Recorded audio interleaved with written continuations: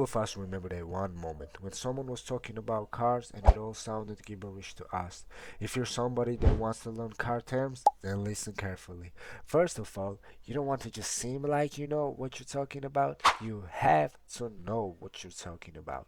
So let's start with the basics and the most talked about topics. The engine.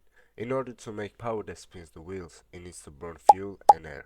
Horsepower tells us how strong the engine is at higher speeds. More horsepower means faster top speed and quicker acceleration. 100 to 150 horsepower is normal for everyday cars. Cars that have more than 300 horsepower can be considered sports cars. Torque helps the car move quickly from a stop and is the engine's pull power. Cars that are used for towing heavy things usually have high torque, which makes them useful for the job. Now let's talk about revolutions per minute, also known as RPM. A revolution means one full spin.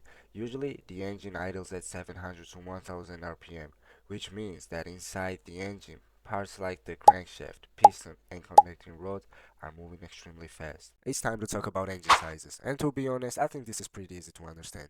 Bigger engine size, for example, 5 liters, burns more fuel than smaller engine size like 2 liters. But what does liters actually mean in engines? 1 liter equals to 1000 cubic centimeters. Time to talk about cylinders and their shapes. Cylinders are a key part of an engine. They are the chambers where fuel and air mix, then ignite and produce power to power the engine. And last but not least, octane. This is probably the easiest one to remember. Octane is fuel quality rating. High performance engines need higher octane to run as they're supposed to. Around 87 is the regular, and from 91 to 93 counts as premium. It's important to know what octane your engine needs or else it may not run properly. You can check it in your owner's manual or online by your exact car model. That's all for today. Hope you enjoyed this video. Stay tuned because there's more to come.